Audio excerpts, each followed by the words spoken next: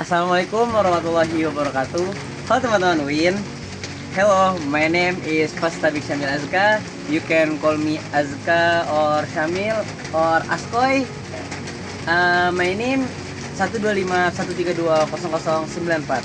I'm from class 1D. Nah, kita langsung aja pakai bahasa Indonesia karena kita orang Indonesia. Oke, jadi guys, dibuatnya video ini untuk tugas akhir matkul sosiologi di semester 1. Nah, jadi tugasnya tuh kita disuruh mereview salah satu materi atau menjelaskan materi yang ada di RPS matkul sosiologi. Nah, pada kali ini saya akan menjelaskan tentang kelompok sosial. Nah, apa sih kelompok sosial itu?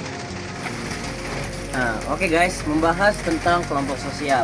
Nah, yang saya tahu dari kelompok sosial ini adalah manusia itu dia sifatnya tidak bisa sendiri. Dia itu harus saling tolong menolong, saling berinteraksi satu sama lain. Pokoknya manusia itu hidupnya tidak bisa sendiri.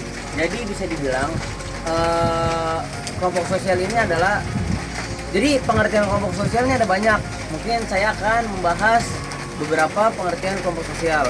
Nah, yang saya bahas tadi bahwa manusia itu tidak bisa hidup sendiri. Karena apa? Karena Allah sudah menciptakan Adam dan Hawa seperti layaknya tumbuhan. Dia membutuhkan akar, terus seperti motor, dia membutuhkan bensin. Jadi intinya dia itu harus saling melengkapi satu sama lain. Nah, kalau masuk ke penjelasan selanjutnya. Nah guys, kelompok sosial juga bisa dibilang itu adalah suatu kelompok yang dimana contohnya seperti organisasi eksternal atau yang dalam lingkup mahasiswa itu seperti HMPS. Nah di situ di dalam kelompok tersebut ada yang namanya interaksi, yaitu saling mengingatkan, saling tolong menolong, saling mengadu argumen. Pokoknya dimana ada suatu kelompok yang saling memberi pendapat satu sama lain. Nah, jadi kelompok sosial itu bisa dibilang adalah suatu kelompok yang berstruktur, tertata, dan saling melengkapi satu sama lain. Nah, kalau ciri-ciri kelompok sosial tuh ada apa aja? Nah, kalau ciri-ciri kelompok sosial tuh yang pasti di dalam kelompok tersebut itu bukan ada satu orang doang, minimal ada 2-3 orang atau lebih, mungkin 15. Nah, kenapa bisa dibilang seperti itu?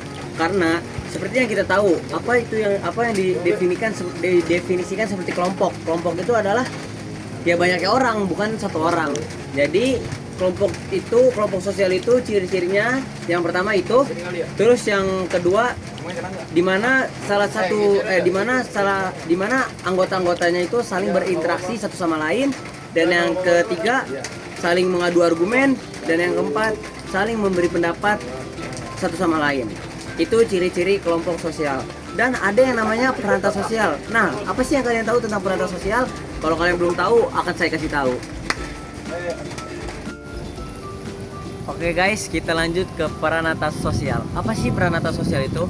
Jadi, yang saya tahu adalah peranata sosial itu adalah sistem atau norma atau aturan yang ada dalam masyarakat atau suatu kelompok sosial. Nah, yang dimaksud di sini adalah, jadi setiap kelompok itu atau setiap organisasi itu memiliki yang namanya aturan. Jadi contohnya seperti HMPS. Nah, HMPS itu pasti ada yang namanya aturan.